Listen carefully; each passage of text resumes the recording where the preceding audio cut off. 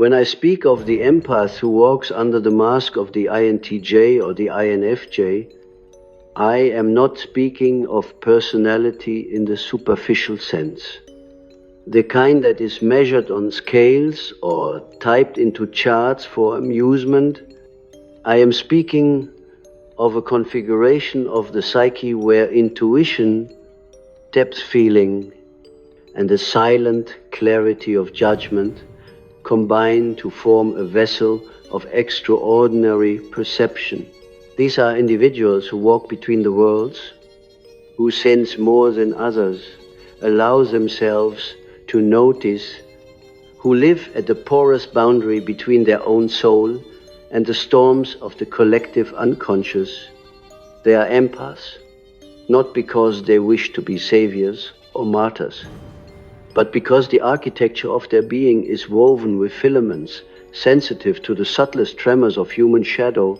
To be such a person is to live perpetually exposed to currents that most do not even believe exist.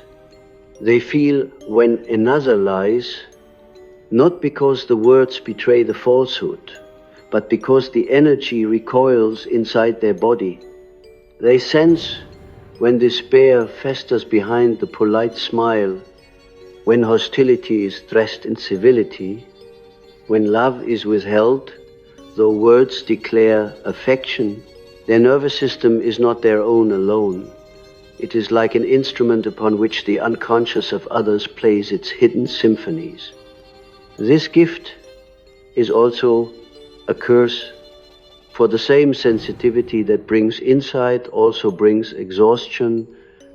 And when such an empath, cloaked in the introverted intensity of the INFJ or the calculated detachment of the INTJ, finally turns cold, the world should indeed expect a storm, for their withdrawal is not mere silence. It is an elemental rebalancing of forces that have been long ignored. Why do they turn cold? The answer is not simple.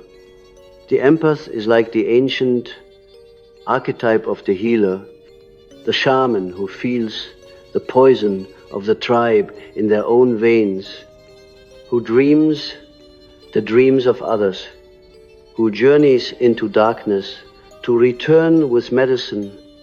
But unlike the ancient shaman, our modern empath often lacks the container of ritual, the guiding community, the symbolic framework that makes their suffering meaningful.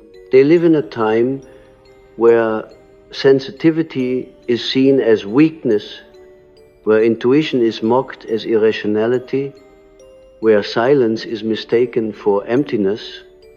So they absorb,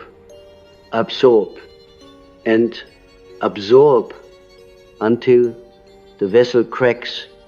Coldness comes not as a choice, but as a necessity, a psychic instinct to preserve what remains of the self. I have observed this pattern often in dreams brought to me by those of such temperament. They dream of icy landscapes, of frozen lakes under which dark waters churn, of winter storms that sweep across familiar fields until everything stands stripped and skeletal. The dream is not punishment. It is an image of the soul protecting itself. For when warmth has been given too freely, when compassion has been exploited, when love has been poured into barren ground, the unconscious sends frost as a boundary. The storm is not an end, but a rebalancing. Without the frost, the soil would be forever depleted. In the symbolic language of the psyche, coldness is the refusal of further fusion. The empath has lived too long dissolving into the emotions of others, too long abandoning their own contours to soothe the jagged edges of another's pain. When they turn cold, they reclaim the boundary. They say, "Here I end," and you begin Here I protect the fire at my core. But to those accustomed to feeding from their warmth, this feels like cruelty, like betrayal, like a sudden storm that blinds and disorients. Yet it is not cruelty, it is survival, and deeper still, it is individuation. The path of individuation requires us to confront the opposites within. For the empath, the neglected opposite is coldness, detachment, the sort of discrimination that says, no, they must learn that true compassion is not endless giving, but the integration of both warmth and boundary. The archetype of the mother, so alive within them, must be tempered by the father. The principle of law and separation. Otherwise, they drown in their own gift. Thus, when the empath turns cold, it is often the self, the archetype of wholeness emerging with a demand, become whole, or perish in fragments. You must imagine the psychic field of such a person. For years perhaps, they have been the silent absorbers, the unacknowledged healers in their families, in their friendships, in their work. They carry the projections of others like a coat stitched of alien shadows. They forgive endlessly. They excuse endlessly. They listen when no one listens back. Their eyes grow heavy with unseen burdens. Their bodies ache with unspoken griefs. And then, one day, something breaks. It may be a betrayal. It may be the recognition that their compassion has been mistaken for servitude. It may be the sudden clarity that the other does not wish to change, but only to consume their light. And in that moment, the empath's inner frost awakens. Coldness here is not indifference. It is the eruption of a hidden archetype, the storm. The storm archetype arrives when the psyche must sweep away falsehoods. It is not gentle. It does not whisper. It howls through the corridors of relationship. It tears down the illusions of those who thought the empath would forever remain pliant. The storm says, you have mistaken my silence for submission, my kindness for naivety, my patience for permission. Now you will see the truth, not the mask. Yet notice, even in this storm, the empath is serving a deeper function, for the coldness forces others to confront their own shadow. The one who has relied on endless tolerance suddenly must face rejection. The one who has hidden malice behind charm suddenly feels exposed. The one who has exploited must reckon with emptiness. Thus, the empath, even in turning cold, becomes the mirror of the collective shadow. They no longer protect others from their consequences. They no longer absorb what belongs elsewhere. They return the poison to its source, not with revenge, but with the clarity of frost. In myth, there are many figures who embody this transition. Think of Persephone, abducted into the underworld, forced to taste the seeds of shadow, returning no longer the innocent maiden, but the queen of winter, the ruler of hidden realms. The empath too undergoes such a descent. Their coldness is the coronation of sovereignty. They are no longer the servant of unconscious tides, but the one who has faced Hades and emerged with the crown of discernment. But of course, those around them may not understand. They will say, you have changed. You are not the same. You are cruel now. You are distant. They will beg for the return of warmth, but often only because they crave the comfort it provided, not because they wish to reciprocate. And so the empath must endure the loneliness of transformation. This is the most dangerous period, for here lies the temptation to regress, to melt too soon, to return to the old patterns of fusion. But if they hold steady, if they allow the winter to complete its cycle, they will find that their fire has not gone out. It has only retreated to the hearth, waiting for those who honor its flame. Dreams during this period often reveal the deeper truth. I recall one dream from a woman of INFJ temperament.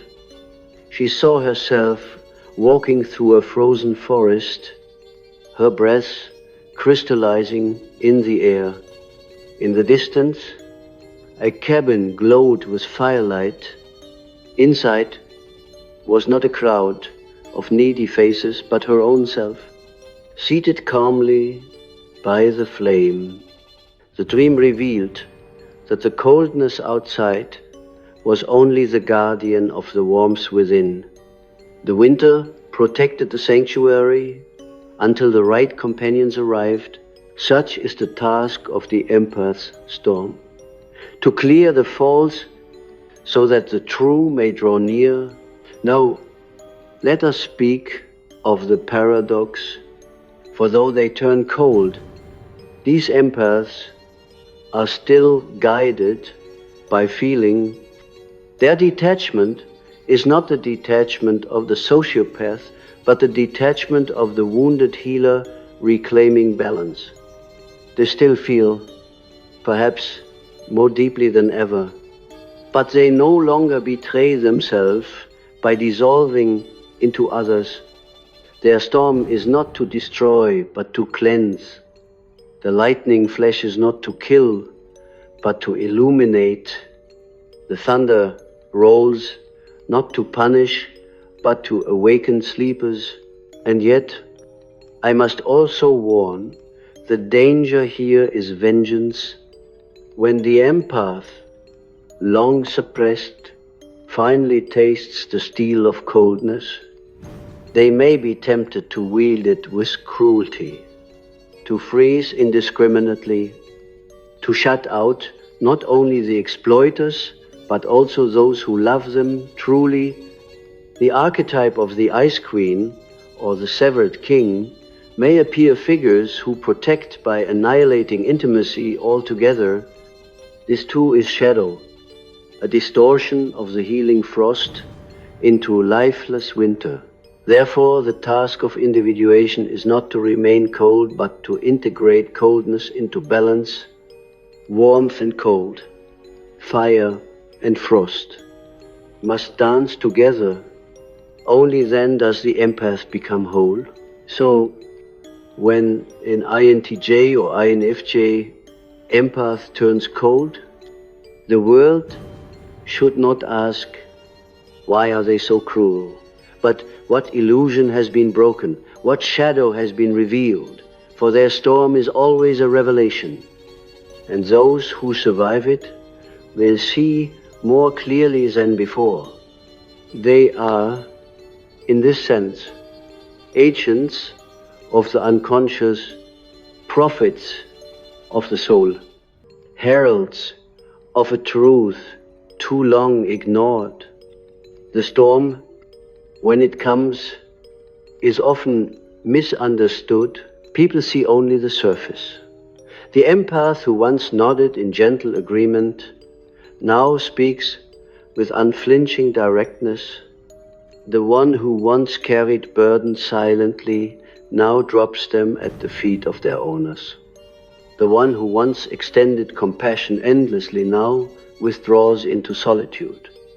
They call it coldness, cruelty, or arrogance, but beneath the surface, what is truly happening is a psychic recalibration, the archetype of justice, long silenced, rises from the unconscious.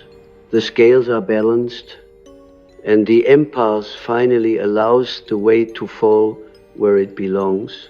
You must understand, the psyche cannot remain unbalanced indefinitely. If one pole dominates, be it endless warmth or endless coldness, the unconscious compensates with dreams, with symptoms, with crises.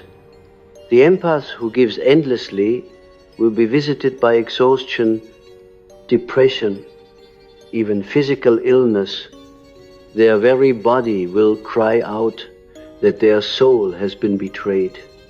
And so, when they turn cold, it is not a betrayal of their essence, but the emergence of what has been missing.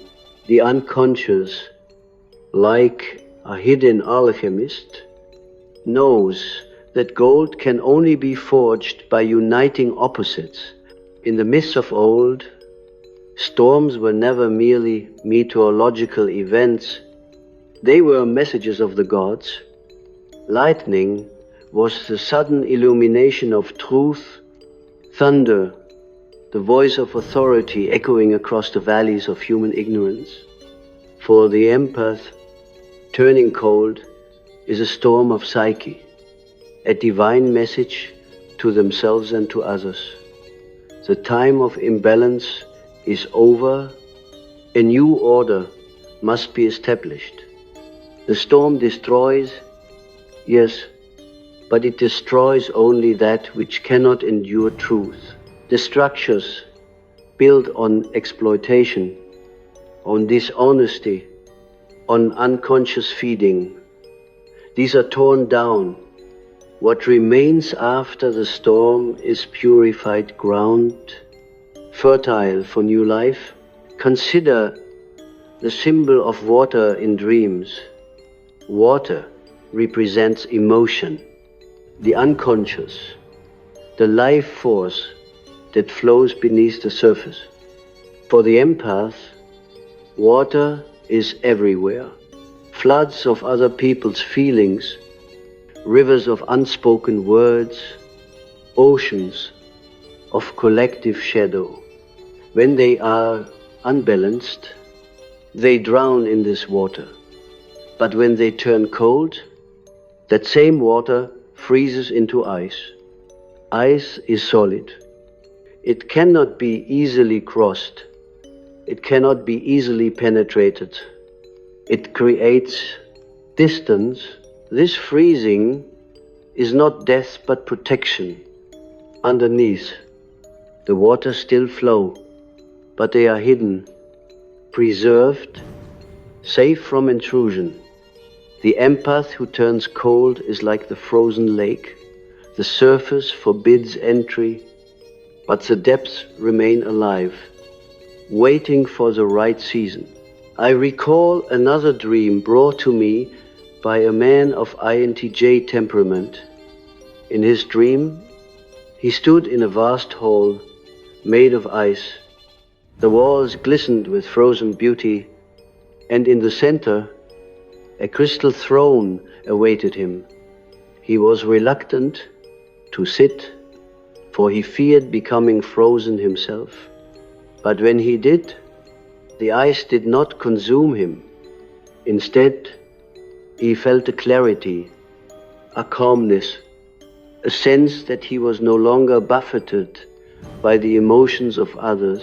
The dream revealed what his waking mind resisted, that coldness could be sovereignty, that detachment could be strength, that his storm was not destruction, but enthronement. And yet, in daily life, this transformation often appears as conflict. The family member who has always relied on the empath's silence suddenly encounters confrontation. The partner who has always expected emotional caretaking suddenly meets refusal. The colleague who has exploited patience suddenly finds the empath unwilling to tolerate manipulation. Here begins the storm. The lightning strikes of truth shatter the comfortable illusions others have lived within. And of course, resistance follows. Those who have benefited from the empath's endless warmth accuse them of being heartless. Those who have depended on their silence call them selfish. But in truth, the empath has simply ceased to betray themselves. I tell you, coldness is a sacred act when it emerges from the ground of individuation, for it is not fueled by hatred, but by necessity. It is the psyche saying, enough. It is the self declaring sovereignty over its boundaries. And when such a person learns to wield both warmth and coldness, they become whole. They are no longer slaves to their gift, but masters of it. But we must ask, why do inches and inches in particular embody this dynamic with such intensity? Because their orientation is introverted intuition, an orientation that pierces through appearances into the hidden patterns beneath. They see what others do not see. They anticipate outcomes before others know the game has begun. And when combined with feeling, as in the INFJ, or with the logical detachment of thinking, as in the INTJ, this perception becomes both a gift and a wound.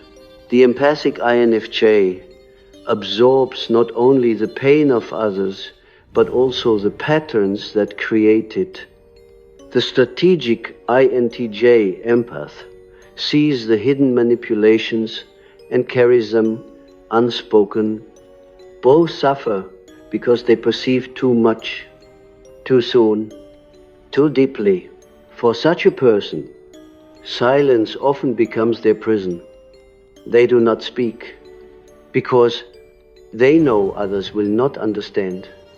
They do not confront because they sense the futility of it. They do not fight because their vision shows them how conflict may spiral, so they endure, enduring until endurance itself becomes poison. And then, at last, the storm erupts. Their coldness is not a choice, it is a psychic inevitability.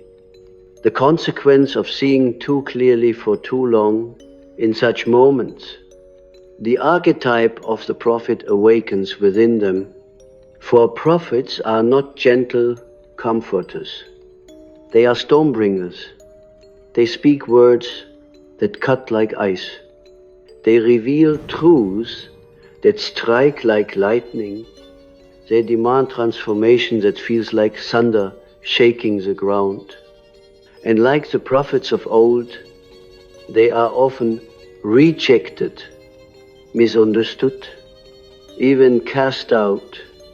Yet this rejection is also initiation, for the prophet empath learns that their task is not to be liked, but to be true. But here lies another paradox. In turning cold, the empath is not abandoning love, but purifying it. True love does not enable destruction. True love does not permit endless exploitation. True love is fierce as well as gentle, discerning as well as compassionate. The storm of the empath is, in fact, the birth of authentic love. It is love that no longer tolerates illusion. It is love that demands reciprocity. It is love that refuses to be consumed. This is why, after the storm, those who remain in the empath's life are few but true. The storm filters. It reveals who can withstand truth, who can honor boundaries, who can love without exploitation. I think here of the alchemical image of the nigredo, the blackening, when all that is false burns away in the crucible. The empath's coldness is a form of nigredo, a death of the old patterns. But as alchemy teaches, nigredo is never the end. Out of the blackened ash arises the whitening, the purification, and eventually the reddening, the rebirth of the true self in wholeness. The storm is a stage in the alchemical transformation of the empath soul. It feels catastrophic, but it is sacred. And so I say, when the empath turns cold, do not fear the storm. Listen to it. Ask what illusions it has come to destroy. Ask what truths it has come to reveal. For the storm is not random, it is archetypal. It is purposeful, it is guided by the self. But let us also look within the empath's own struggle, for they too suffer in this process. They are not indifferent, no matter how cold they appear. Inside, they mourn. They mourn the innocence that allowed them to give endlessly. They mourn the relationships that cannot survive their boundaries.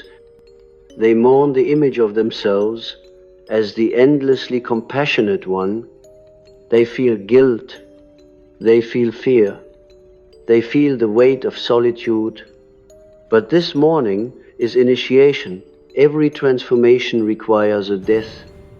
The empath storm is the funeral of their false self. And only by grieving it can they welcome the true, yes, solitude. Gomez, the empath, after turning cold, often retreats into silence, into spaces where no one can reach them. They may wander in forests, or sit in darkened rooms, or lose themselves in books and dreams.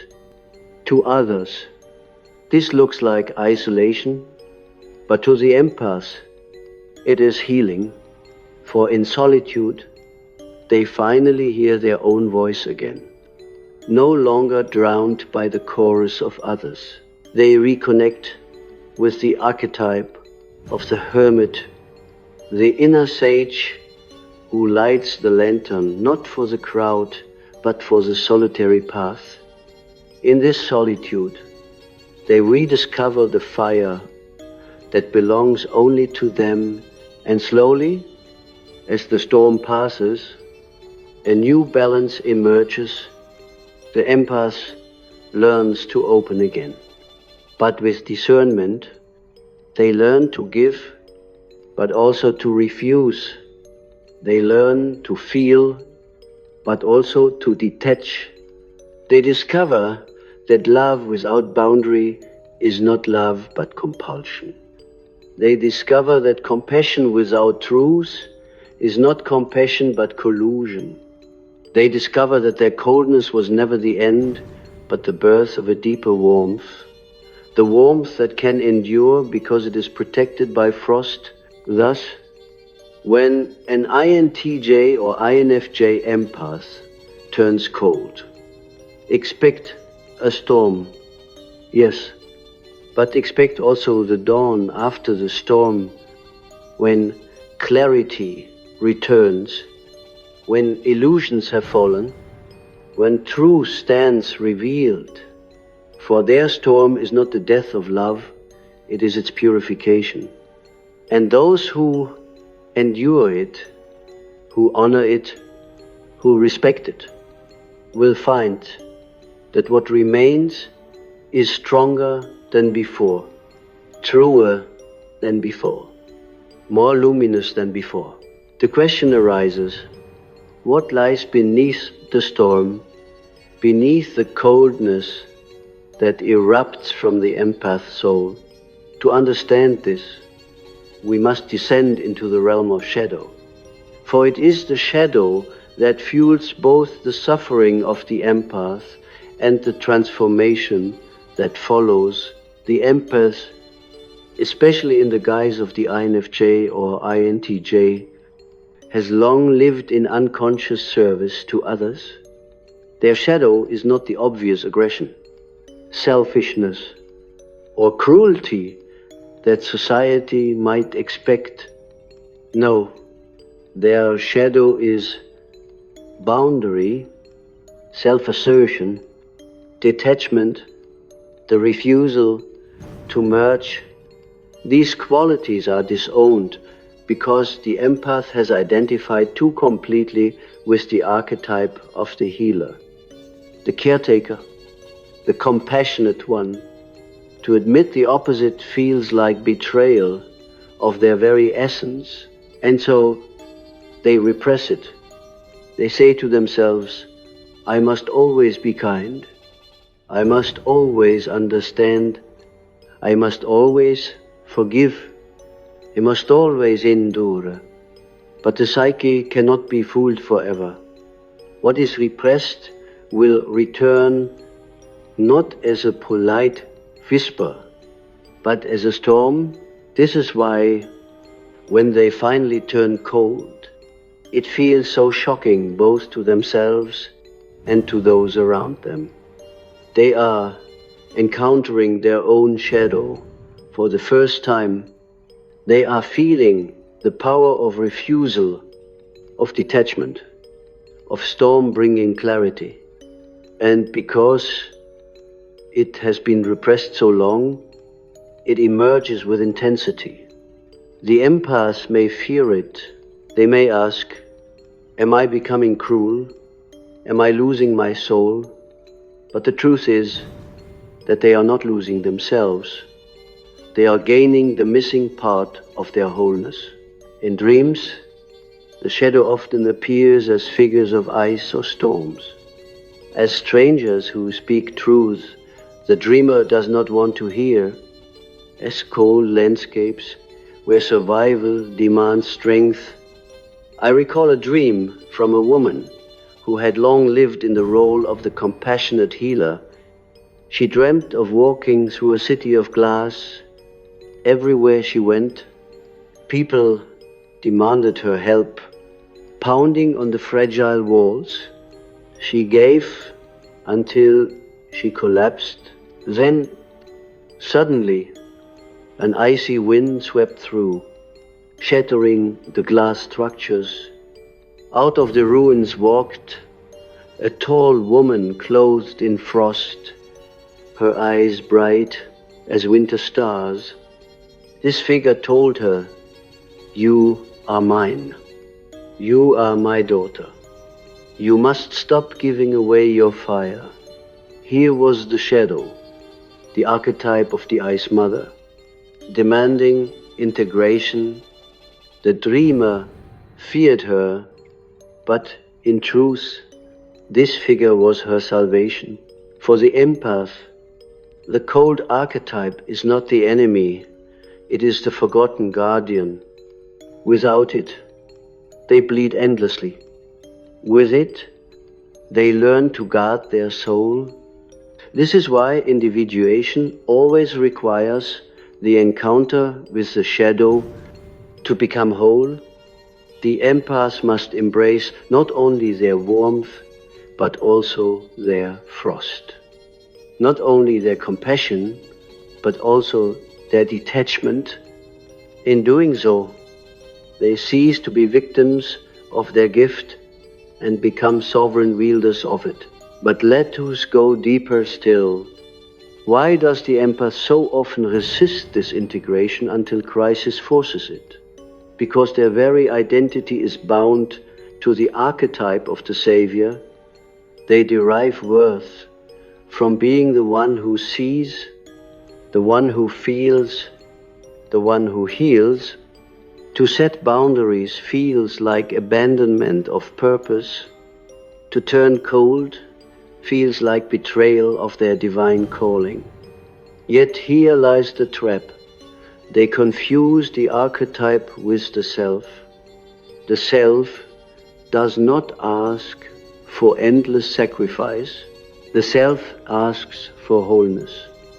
It is only the partial archetype, the half-lived pattern, that demands slavery. When they confuse it for the whole, they condemn themselves. The storm is thus liberation. It breaks the chains of one-sided identification. It declares, I am not only the healer, I am also the judge. I am not only the mother, I am also the storm. I am not only the comforter, I am also the prophet who brings fire. This realization shatters the false self, but in its place arises authenticity. And yet, this awakening does not come gently. It comes with conflict, for those around the empaths are accustomed to their warmth. They are accustomed to having their needs met without question. They are accustomed to feeding without giving. When the empath turns cold, these people rage, they accuse, they manipulate, they demand a return to the old ways. They cannot accept the storm because it threatens their comfort. And so the empath often finds themselves cast as villain, as traître, as heartless. But here, I say, is where the true initiation occurs. For in accepting the role of villain in another story, the empath discovers freedom. They no longer need to be seen as saint, as savior, as endlessly good. They accept the shadowy mask others place upon them, knowing it is projection. They allow themselves to be misunderstood, knowing that truth does not need validation. This is the mark of individuation, the willingness to stand alone, to stand cold, to stand storm-like, because the self demands it. In myth, this is the moment of exile, when the hero leaves the tribe, when the prophet is cast out of the city, when the mystic wanders into the desert. The empath too must endure exile. Their exile may be literal, walking away from toxic families, false friends, exploitative partners, or it may be inner, a silence that separates them even while they remain in the crowd. Exile is bitter, but it is also sacred, for in exile they meet themselves. They meet the archetype of the hermit, the solitary guide who carries the lantern of inner truth. They learn that to be alone is not to be empty, but to be whole. This exile, however, does not last forever. The storm passes, and with it, a new dawn emerges. The empath discovers that their coldness has purified their relationships. Those who remain are not those who fed on their light, but those who respect it. The storm has sifted the field, separating wheat from chaff, truth from illusion. And so, paradoxically, their circle becomes smaller but truer, their connections fewer but deeper. They discover at last that love is not measured by quantity but by quality, not by endless giving but by mutual recognition. Here we touch upon another archetype, the phoenix.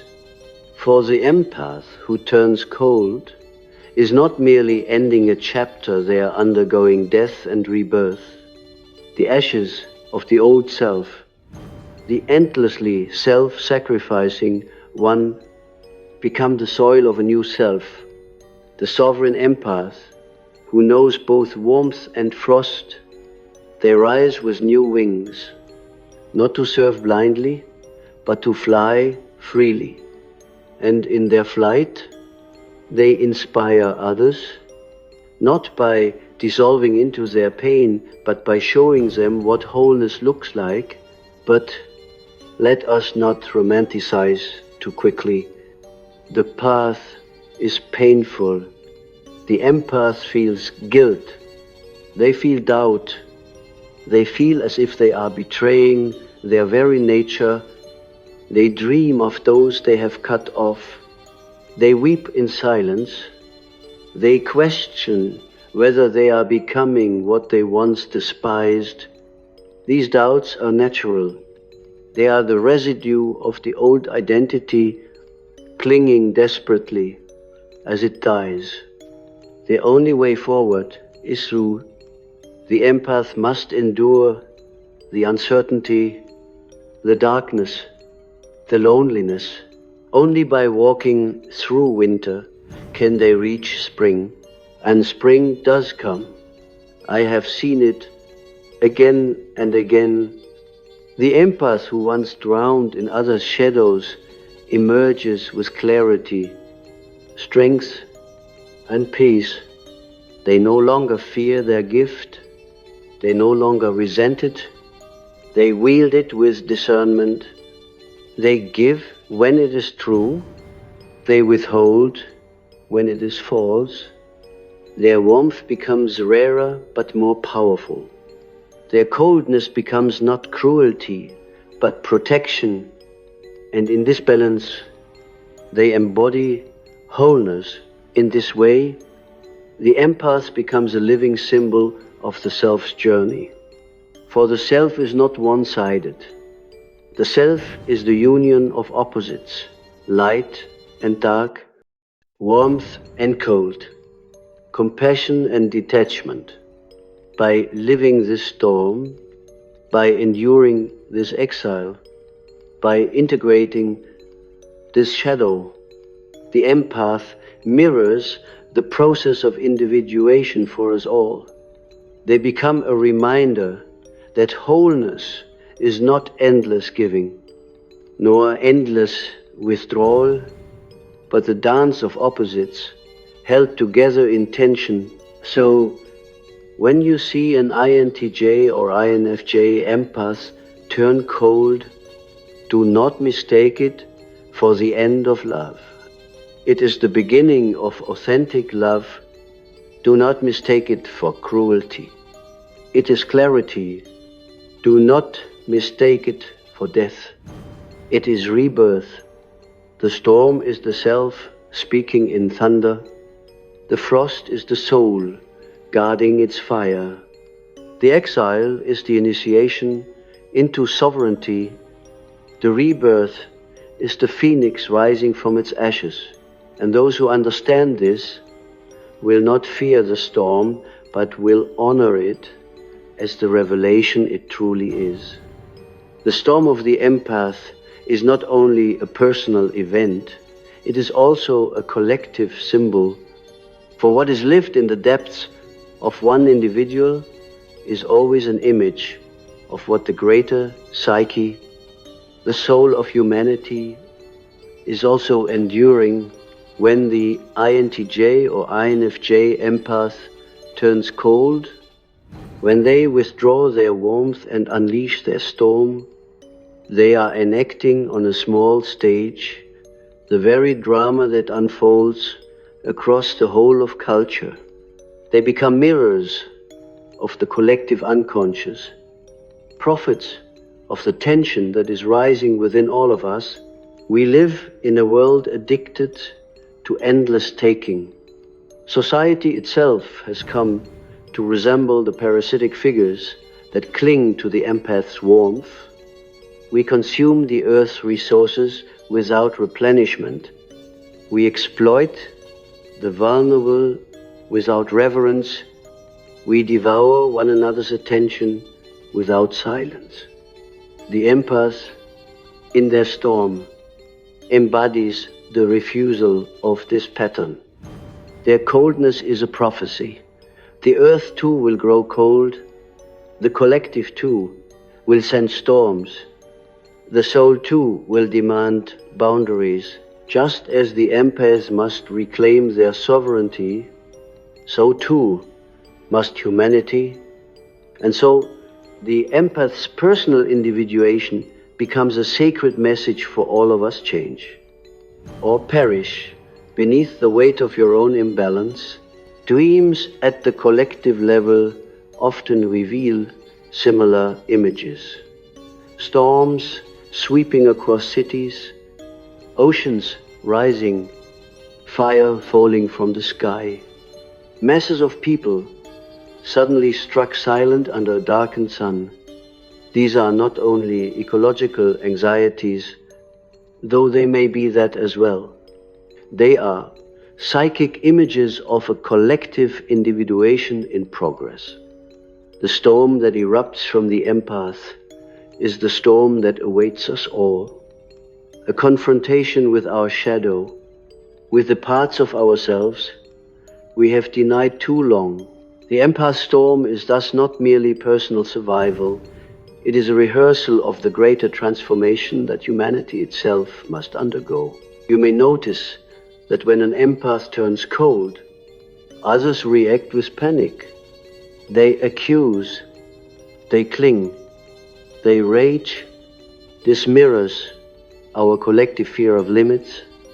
We resist boundaries. We despise restraint. We fear the frost of accountability. And yet, without it, we collapse. In this way, the empath becomes teacher, though not always by choice. Their storm becomes the lesson that boundaries are sacred, that coldness is sometimes healing, that to withdraw warmth is not always to abandon, but sometimes to save.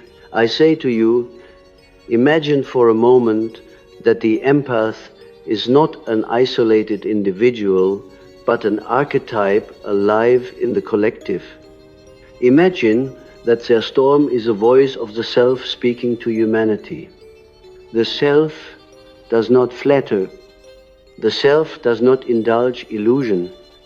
The self brings integration, and integration often feels like winter before it feels like spring. So too does the empath's coldness appear cruel before it reveals its necessity. And in this sense, when we witness such a storm in another, we are seeing our own shadow being enacted.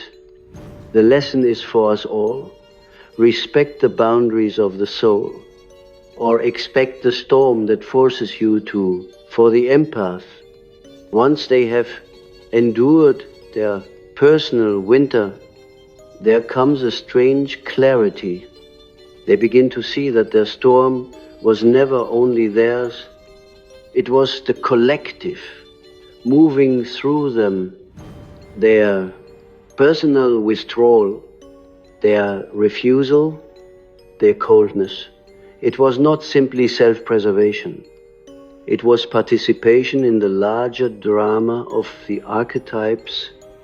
They become aware, perhaps dimly at first, that they are not merely an individual, but a vessel through which the collective unconscious moves. This awareness brings humility, but also power. They no longer mistake their sensitivity for weakness. They recognize it as a responsibility, and yet they must not confuse responsibility with slavery. To be empathic does not mean to be endlessly available. It means to hold the lantern of awareness to reveal what others deny, to show the pattern that others cannot yet see. Sometimes this requires warmth, sometimes this requires coldness, sometimes this requires the storm. To live authentically as such an empath is to follow the rhythm of the archetype not the demands of the crowd. In this way, they begin to embody the archetype of the sage, not as an aloof figure detached from life, but as one who knows when to withdraw and when to give, when to melt and when to freeze, when to speak thunder and when to whisper rain. Their life becomes symbolic. Their relationships become mirrors. Their very presence becomes an initiation for those who encounter them. Some will flee, unable to bear the storm. Others will awaken, transformed by it. And the empath, now sovereign, no longer clings to either outcome. They stand as they are, whole, integrated, storm and sunlight together. This is why I say that when such a person turns cold, you must expect a storm, for it is not the petty storm of ego or the childish tantrum of resentment. It is the storm of the self, the storm of archetypal necessity, the storm that clears illusion and demands truth. It is terrible. Yes, it is uncomfortable. Yes, but it is also sacred. Without storms, the air grows stagnant. Without frost, the soil cannot rest. Without exile, the self cannot be reborn. The empath storm is the very movement of life toward balance. Now imagine them after the storm has passed. Their eyes are calmer, their speech quieter, their presence no longer scattered but centered. They no longer glow with the frantic warmth of one who must save everyone. Instead, they shine with the steady flame of one who has learned to protect their light. Their relationships are few but authentic. Their solitude is not emptiness but sanctuary. Their gift is not exploited but chosen. They give when it is right, and they withhold when it is false. This is not the naive empath of old, but the wise one who has walked through winter. And here we must speak of destiny. For such a transformation is not random. It is the path laid out by the self. The empath storm is not an accident of temperament, but a calling of soul. They are chosen, so to speak, to live this archetype, to embody this tension, to become witnesses to the collective need for balance. Their suffering was never meaningless. Their coldness was never simply reaction. It was initiation into the mystery of opposites, initiation into the wholeness that lies beyond both endless warmth and endless frost. So, my friends, when you see this storm arise in yourself or in another, do not despair. Do not flee in terror. Do not condemn. Instead, listen. Ask what shadow is being revealed, what falsehood is being shattered, what truth is being demanded. For the storm speaks, and it speaks in the language of archetypes. It is the language of the self, the deepest center of the psyche, the voice of God within the soul. To reject it is to remain a prisoner of illusion. To honor it is to step into the path of individuation. This is why the empath who turns cold is both feared and necessary. They carry within them the lesson that love without boundary is not love, that compassion without discernment is not compassion, that light without shadow is not whole.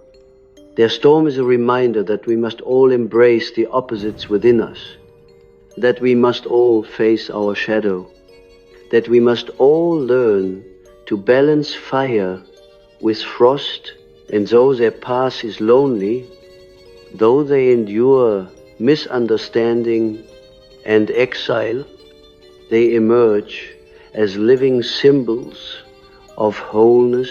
So let the storm come. Let the empath turn cold. Let the frost sweep across the fields of illusion, for only then can spring return with authenticity. Only then can warmth be true, love be reciprocal, compassion be whole. The storm is not the end, it is the beginning. It is the prophecy of a soul that refuses to be consumed. It is the declaration of sovereignty. It is the call of the self to awaken, and when you hear its thunder, when you feel its wind, when you see its lightning in the eyes of one who has turned cold, remember, this is not cruelty. This is not betrayal. This is not death. This is the sacred storm of transformation.